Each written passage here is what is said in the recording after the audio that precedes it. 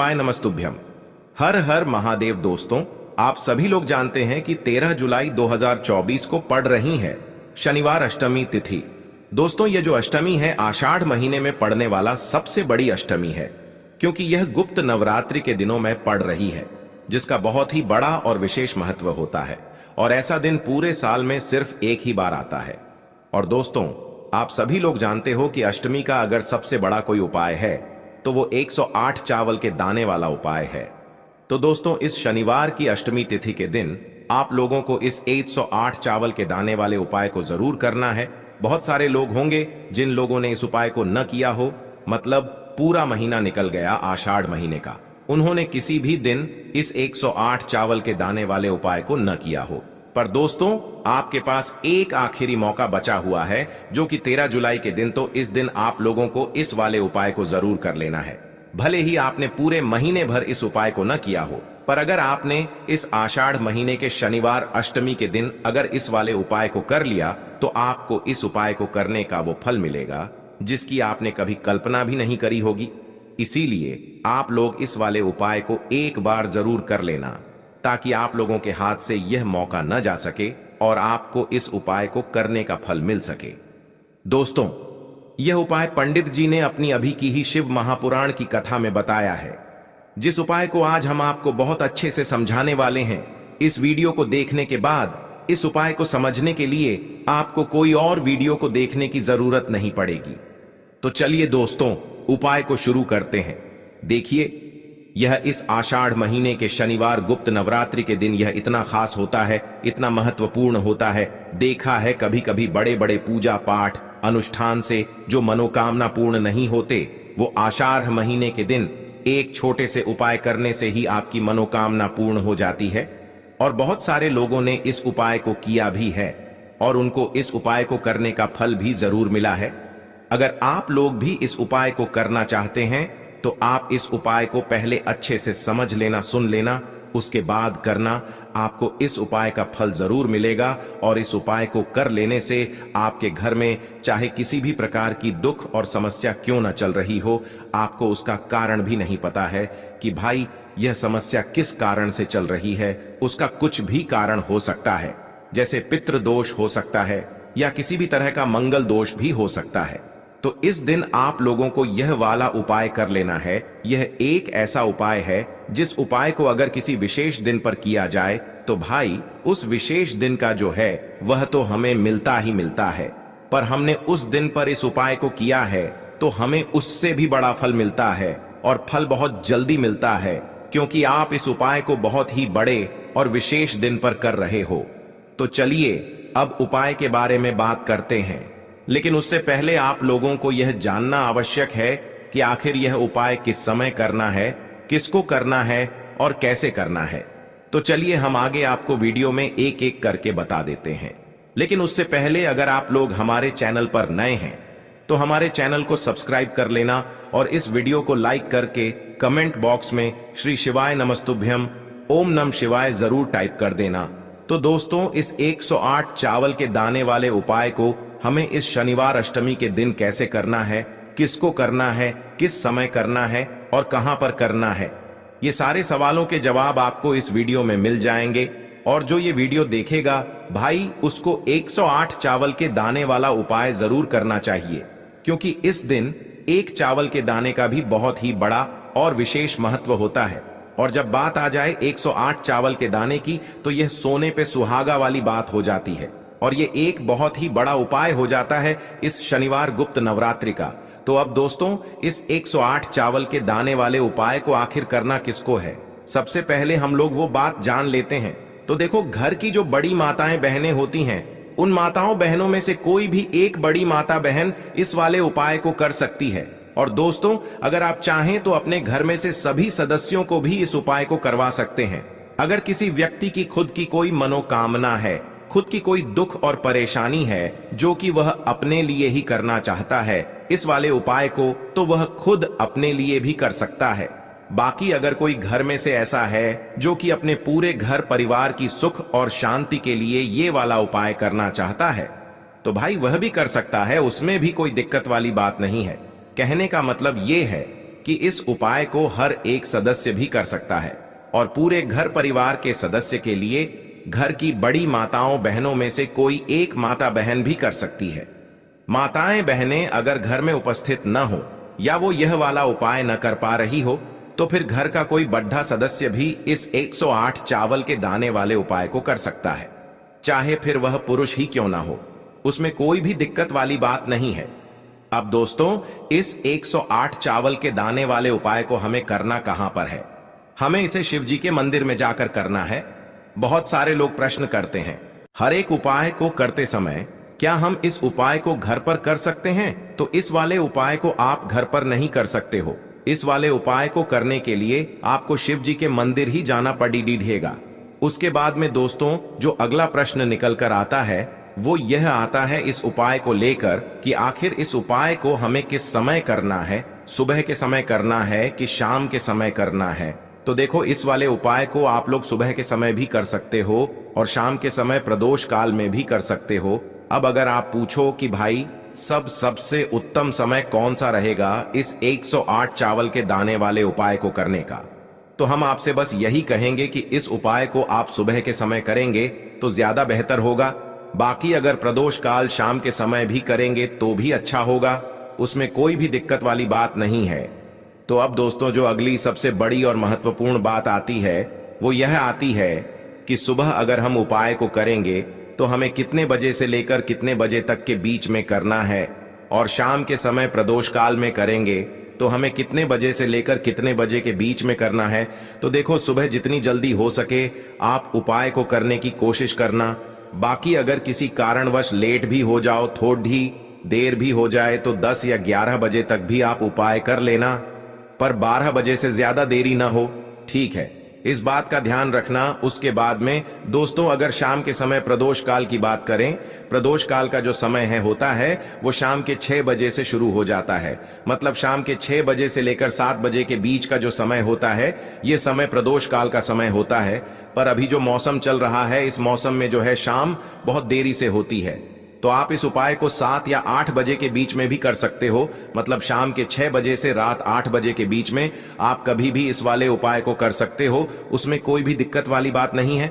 अब दोस्तों, यहाँ पर इस उपाय को लेकर एक और सबसे बड़ी बात ये निकल कर आती है कि इस 108 चावल के दानों को हमें लेना कहाँ से होता है, और हमें इस उपाय को करने के साथ में क्या और कुछ भी सामग्री ऐसी होती है जो शिव जी के मंदिर लेकर जानी पड़ती है।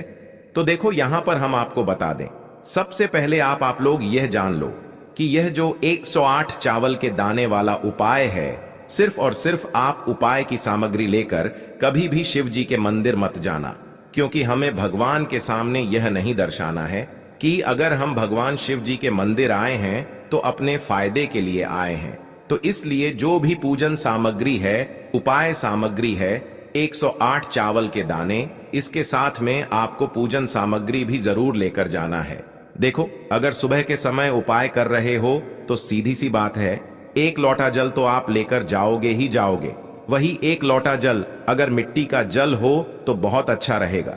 मिट्टी का जल कैसे बनाया जाता है, इसके लिए हमने पहले से बहुत सारी वीडियोस बना दी है। आपके पास इस दिन एक आखिरी मौका रहेगा मिट्टी का जल शिव जी पर चढ़ाने का और उपाय को करने का, बहुत बड़ा आपको इस दिन फल मिलेगा। तो इसलिए इस दिन हो सके तो भाई मिट्टी का जल चढ़ाना तो अपने साथ में कम से कम 1 लोटा जल तो आपको लेकर जाना ही जाना है। अगर मिट्टी का जल नहीं है तो घर का जल भी आप इस्तेमाल कर सकते हो। इसके अलावा जो भी पूजन सामग्री है, देखो 108 चावल के दाने ये अलग आपके रहेंगे, और जो आपकी पूजन सामग्री रहेगी वो अलग रहेगी। पूजन सामग्री में आप जो भी चीज लेकर जाना चाहे वो लेकर जा सकते हैं, उसमें कोई भी दिक्कत वाली बात नहीं है। वहीं अगर हम बात करें शाम के समय की, तो शाम के समय शिव जी पर जल नहीं चढ़ता है, इसीलिए शाम के समय आप लोग एक दीपक तैयार कर लें जो कि गोलबत्ती का आटे का शुद्ध देसी गाय का घी का होगा, है ना? इस बात का आप लोगों को ध्यान रखना है, और इस दीपक को आपको घर से जलाकर नहीं लेकर जाना है, भगवान शिव जी के मंदिर में जाकर ही जलाना है। इस बात का भी आप लोगों को ध्यान रखना है। अब दोस्तों, यहां पर हमें इस बात को समझना है कि यह 108 चावल के दाने हमें लेना कहां से है। क्या हमें दुकान से लेकर आना है, या हमें अपने घर से लेना है, या कहां से लेकर आना है, और कौन से चावल लेना है, क्योंकि चावल भी बहुत प्रकार के होते हैं। तो देखो, इन सभी सवालों के जवाब आप लोग एक बात में सुन लो कि भाई ये जो उपाय है, इस उपाय में आपको ये नहीं देखना है कि भाई कौन से चावल है कौन से चावल नहीं है। बस जो भी चावल ले रहे हो वो चावल का दाना सबूत होना चाहिए, मतलब साबुत होना चाहिए, टूटा हुआ नहीं होना चाहिए, कटा पिटा नहीं होना चाहिए। ये बात आपको ध्यान रखना है। बाकी आपका चावल बासमती हो या सादा चावल हो या कोई सा भी चावल हो, उसमें कोई भी दिक्कत वाली बात नहीं है। तो सीधी सी बात है कि आपके घर के रसोई घर में जहां पर आप भोजन बनाते हो, वहां पर जो भी चावल आपके उपस्थित हो, उन चावलों में से अपनी एक कटोरी भर लेना या एक मुट्ठी चावल अलग से निकाल कर रख लेना, क्योंकि हम 108 चावल ही यहाँ पर इस उपाय में लेने वाले हैं, तो हमें यह चावल के दाने गिनकर निकालने पड़ेंगे। इस बात का आप लोगों को ध्यान रखना है। तो अपने उस चावल की कटोरी में से या चावल में से 108 ऐसे चावल के दाने आप लोग निकाल लो जो कि टूटे हुए न हो, कटे पिटे न हो, जिनमें कोई दाग न लगा हुआ हो, है ना। अच्छे साबुत चावल के दाने 108 दाने आप लोग निकाल कर रख लो और इन्हें किसी भी एक कागज की पुड़िया में या किसी एक छोटी सी कटोरी में आप लोग रख लो, ताकि यह सुरक्षित रहे, आपके एक भी चावल का दाना इधर उधर न हो और आपका उपाय भी पूरा अच्छे से हो जाए। तो भाई जैसे ही आपका उपाय की जो सामग्री है 108 चावल के दाने ये तैयार हो जाते हैं, उसके बाद मैं आपको जो भी अपनी पूजन सामग्री है, सुबह के समय कर रहे हो तो एक लोटा जल या पूजन सामग्री जो लेकर जाना चाहो उसकी भी तैयारी कर लेना, और शाम के समय जा रहे हो तो भाई अपना जो दीपक है उसे तैयार कर लेना, ठीक है। और उपाय को करते समय शुद्धता का विशेष रूप से ध्यान रखना, ठीक है। सुबह सुबह स्नान करने के बाद ही उपाय को करने की आप लोग तैयारी करना। उसके बाद अगर शाम के समय की बात करें तो शाम के समय आपको स्नान करने की जरूरत नहीं है, पर शुद्धता का ध्यान रखना है। आपको स्नान तो नहीं करेंगे, आप हाथ मुंह धोकर भी इस वाले उपाय को शाम के समय प्रदोष काल में कर सकते हैं। इसमें कोई दिक्कत वाली बात नहीं है। तो आप अपने उपाय की पूरी सामग्री तैयार करके आपके पास ही में जो आपका शिव मंदिर हो वहां पर पहुंच जाइए। सबसे पहले शिव मंदिर में जाकर आप लोगों को उपाय नहीं करना है, पहले भगवान के दर्शन करना है, भगवान से आशीर्वाद प्राप्त करना है। फिर शिव जी की शिवलिंग के पास में आना है। शिवलिंग के पास में आने के बाद आप जो पूजन सामग्री लेकर आए हुए हैं, जैसे कि सुबह गए हुए होंगे तो एक लोटा जल और जो भी पूजन सामग्री लेकर आए हैं आप उनसे भगवान शिव जी की पूजन कीजिए। सबसे पहले तो एक लोटा जल ही चढ़ेगा, उसके बाद में आपकी पूजन सामग्री चढ़ेगी। उसके बाद में अगर दोस्तों शाम के समय अगर आप इस उपाय को कर रहे हो तो अपने साथ में कम से कम एक जो दीपक है गोल बाती का जो आप अपने साथ में लेकर गए हो, उस दीपक को मंदिर में जाकर अपनी माचिस से जलाना है और उस दीपक को शिवलिंग के पास में रखना है, ठीक है। इस दीपक को रखने के बाद ही आप लोगों को अपना ये वाला उपाय शुरू करना है और दीपक को ज्यादा पास में मत रखना। वैसे भी गर्मी पड़ रही है, भगवान शिव जी को आंच नहीं लगनी चाहिए, है ना।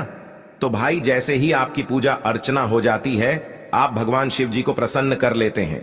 उसके बाद में शिवलिंग के पास ही में आप कहीं पर बैठ जाइए, सामने या आसपास जिस जगह पर आपको बैठना हो वहां पर बैठ जाइए और अपने वह 108 चावल के दाने अपने सामने निकाल कर रख लीजिए, क्योंकि अब यहां पर उपाय को यहां पर करने की आपको तैयारी करना है। और इस तरीके से जब आप उपाय करेंगे पूजन सामग्री करने के बाद, पूजन अर्चना करने के बाद, तो आपको उपाय का फल बहुत जल्दी और बहुत बढ़ा होकर मिलेगा। तो अपने 108 चावल के दाने अपने सामने निकाल कर रख लेना। और यह जो उपाय है यह आपकी सीधे हाथ की हथेली से होगा, इसलिए इस बात का भी विशेष रूप से ध्यान रखना है। तो सीधे हाथ की हथेली का प्रयोग करके ही आप लोग अपना इस वाले उपाय को करना। अपने सामने जो भी आपकी कागज की पुड्डियां है उसको खोल कर रख लो, या कटोरी है तो भाई उसे अपने सामने रख लो और अपने वह 108 चावल के दाने निकाल लो, ठीक है। उसके बाद में दोस्तों अब आपको क्या करना है कि शिवलिंग आपके सामने होगी तो आपने वह 108 चावल के दाने एक एक करके आपको शिव जी के शिवलिंग के ऊपर चढ़ाना है।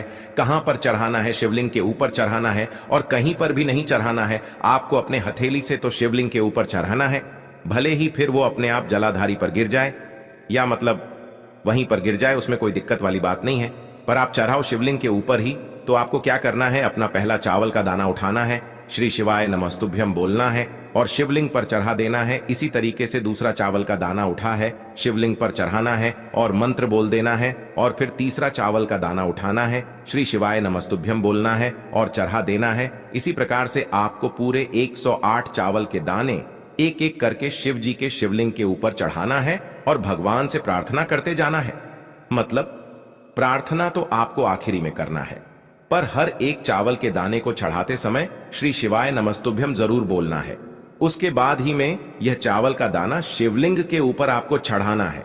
जैसे ही आपके 108 चावल के दाने शिवलिंग के ऊपर चयारच जाते हैं, तो भाई उसके बाद में आपको क्या करना है, भगवान से अपनी मनोकामना बोलना है। मनोकामना भी कब बोलना है, जब आपका 108 चावल का दाना आपके सीधे हाथ की हथेली में हो और आप उसे चढ़ाने के लिए जा रहे हो।